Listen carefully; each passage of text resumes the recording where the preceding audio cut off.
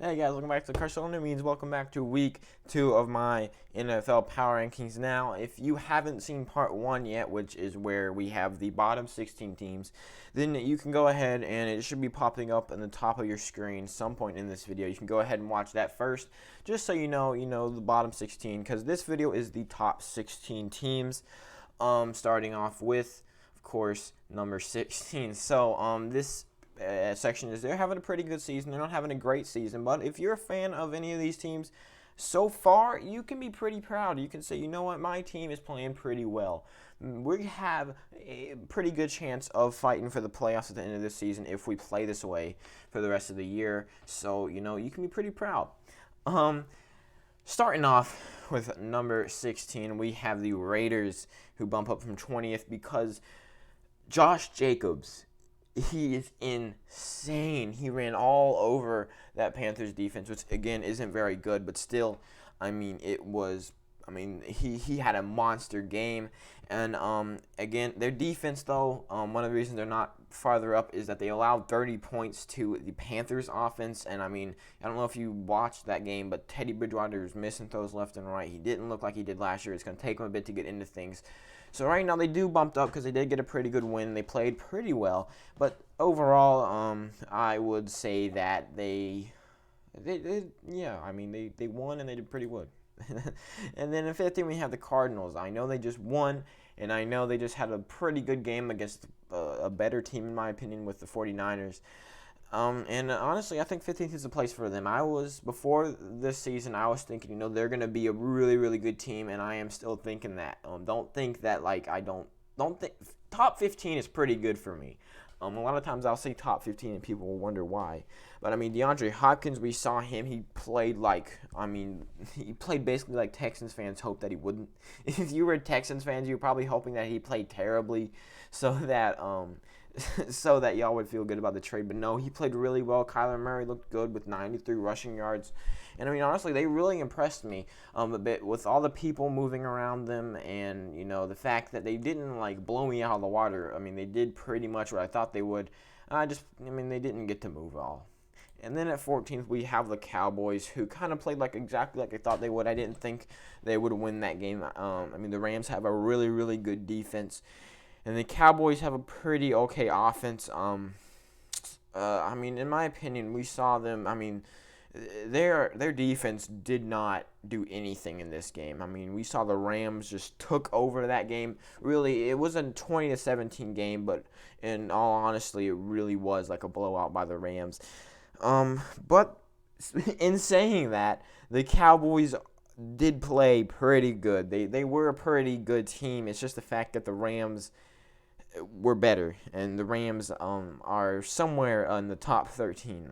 We're yet to see.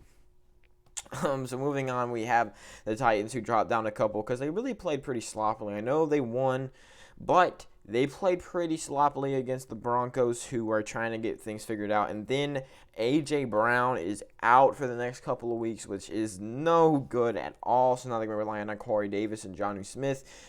But they still do have a pretty good offense. All they really have to do is hand off to Derrick Henry. They're playing against the Jaguars, who I know they had a really good game against the Colts, but they still don't have. That could be a fluke. In my opinion, the Titans are better than the Colts. So I think the Titans are probably still going to win this week.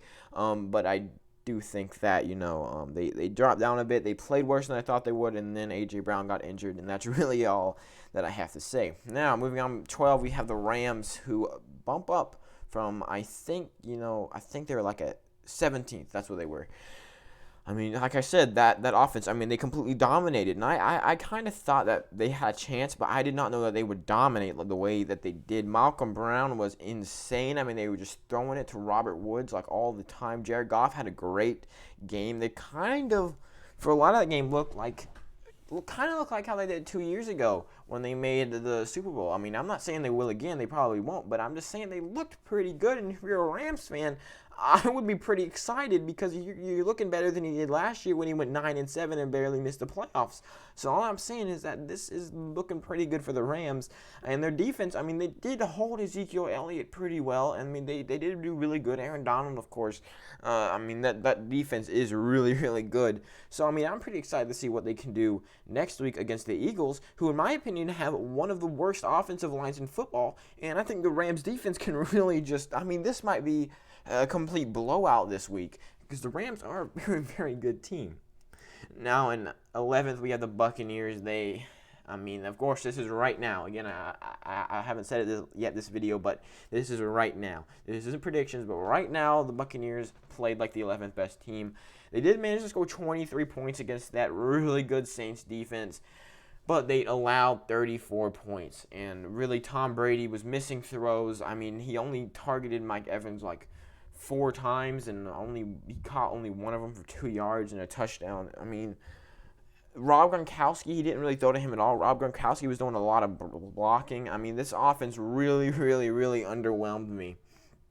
Their defense, it also pretty much underwhelmed me. I mean, whenever your offense is failing and you're allowing 34 points, but they did still play really, really well, in my opinion, compared to the teams below them. There's no way that I'm going to drop them down to 16th or 14th. They still are a pretty good team. They have a lot of great talent on that roster. And this week they're going up against the Panthers. So they should. I mean, while they get things figured out, they do have a very, very, very, very, very winnable game. I'm not going to say it's an instant win because the Panthers, no game is an instant win. But the Buccaneers, they're going to have a very, very winnable game when they get things figured out. So I think that they're probably going to end up back in the top 10 at some point this season, but we'll see. And entering the top 10, we have the Vikings, who dropped down a couple. Their defense looked terrible last week. Aaron Rodgers was insane, and their defense just did not have any answers. That offense, they did score 34 points. That offense looked really good. Adam Thielen had some great catches. Kirk Cousins, they did look like a top 10 team, in my opinion. They played really, really well. Dropping 34 points on any other defense would be a pretty good feat. If they can do it against the Packers defense, they're looking pretty good for the rest of the season, but their defense did play a lot worse than I thought it would. But, again, they're going up against Aaron Rodgers and the Packers offense. So it's not that surprising. But anyways, in 9 we have the Texans, who managed to bump up 4 while losing by 2 scores. Again, I don't know how this happens. I don't look at how far they're moving. I just rank every team. The way I do it is I go by team. I'm like, all right, here's this team. Now, is this team better or worse? This team's worse. Now this team. So really, the Texans, it had a lot to do with the teams moving around them, and the fact that I know they lost, but Will Fuller impressed me. I'm just going to say that. Will Fuller impressed me. David Johnson even, and you saw that in the first drive, he played really well. He didn't do much for the rest of the game, but in that first drive, he played pretty well. If he can just do that for the rest of these games, they'll have a pretty good chance of winning. And they did drop 20 points on the Chiefs' defense, which I guess isn't very much, but it is still pretty good, especially when you're going into your first game without your star top 3 in the league wide receiver that you traded for an old running back. But they did impress me, and this week they're going to have to play the Ravens. That's another thing. They were playing the Chiefs, so you can't take it too heavily. I do think that they are one of the better teams in the league, and I think that they will, continue. I think they'll beat a lot of teams. So far, this season is going great for these teams. These teams, they're having an amazing season. If you are a fan of this team, you are probably ecstatic right now with how your team is going. I mean, you're probably, so happy. I mean, if I was a fan of one of these teams, I would be, going into cardiac arrest right now because of how good they're doing. And 8, we have the Patriots. Cam Newton played great. I mean, they were just handing the ball off, and Cam Newton had 15 rushes and 2 touchdowns. Sony Michel was getting lots of handoffs. Cam, they didn't do a lot of passing, probably because they knew they had a great rushing attack. And that's probably why they only scored 21 points. And the reason they're not higher is probably because they didn't pass very much. They were probably scared that Cam Newton wasn't. I mean, we've seen in some games before how his accuracy isn't always the best. In all of his throws, he didn't have any touchdowns, didn't have any interceptions. He looked pretty good. I feel like, they just let him throw the ball some more. They give him a few chances, and I feel like the Patriots could bump up into the top 5 by the end of the season, which is pretty scary to say from I don't want the Patriots to ever win another Super Bowl in my lifetime NFL fan, but it is the truth. And moving on to 7th, we got the 49ers, who didn't really move very much. They're looking like they just, they're having a little jitters from not, having an off season really at all.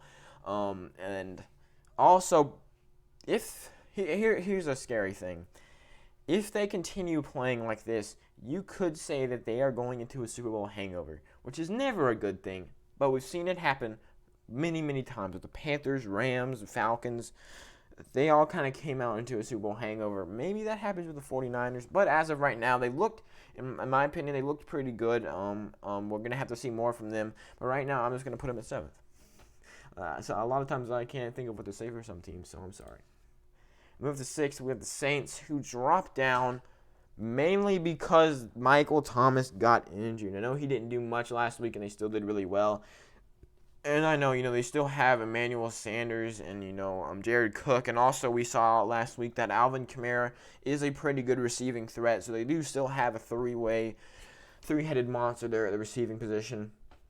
But Michael Thomas is a huge loss. I know he didn't do much last week, but for all we know, he could have had his best game of his career against the Raiders this week in Monday Night Football. So if you're a Raiders fan, I'd be pretty happy about this. I mean, they lost their main wide receiver.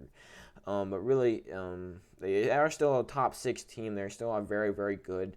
I still expect them to do great things. And then when Michael Thomas gets back, they will probably be bumped right back up into the top 3. But right now, when your star wide receiver gets hurt, that is definitely going to hurt your stance on my power rankings. Just warning you.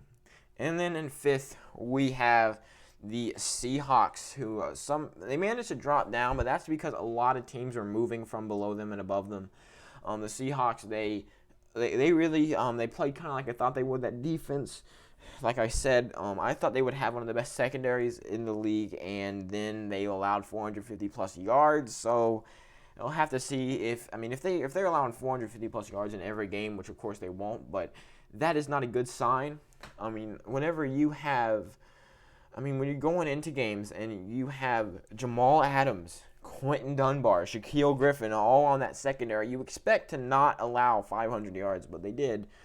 And that's not good. But their offense did. It even impressed me a bit because they played a bit better than I thought they would. They were dropping points all over the Falcons' defense. So they are still a top 5 team, but 5th is where they go.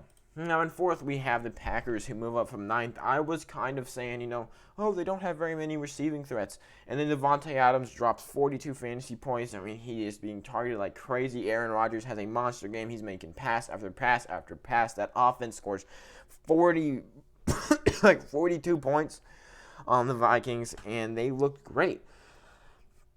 The reason that they're not a top 3 team, the reason that they're not above the team that is in number 3, which might surprise a lot of people, especially Packers fans, is because their defense did allow 34 points, and that is never a good thing. They are lucky that they managed to score over 40 points, because if they had played anything like I thought they would have at the beginning of the season, they probably would have not won that game. But they did manage to score 42 points. They completely surprised me, knocked my socks off, bumped up 5 from 9th, and 4th is where they go, top 5 team. And there we have the Bills.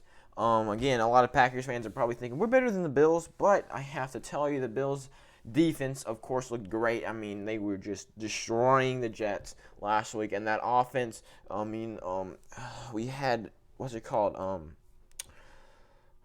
we had Josh Allen throwing for over 300 yards. He had a couple of good rushing plays too. This offense really, really impressed me. Last year you saw a lot of people saying that it was their defense carrying them, and it's their defense. But if they continue playing like they did in Week 1, it looks like they're going to be an all-around team. Their offense is going to be really good, and their defense is going to be really good if they keep on playing like this. In number 2 position, we have the Ravens, who are, they just stayed there. They could have been bumped up because they completely destroyed the Browns, but let's be honest, we all kind of expected them to, and they played like they did last year. They're not going to have, it looks like last year wasn't a fluke, and that Lamar Jackson is the real deal. And I'm kind of looking forward to watching them, not in week 4 when they go up against Washington. But I am still looking forward to watching him dominate the league. I'm a big fan of Lamar Jackson. It's weird because I don't. This is gonna be weird, but I don't much like Patrick Mahomes. He comes off as really arrogant to me. I mean, he puts it up. I mean, he's really, really good.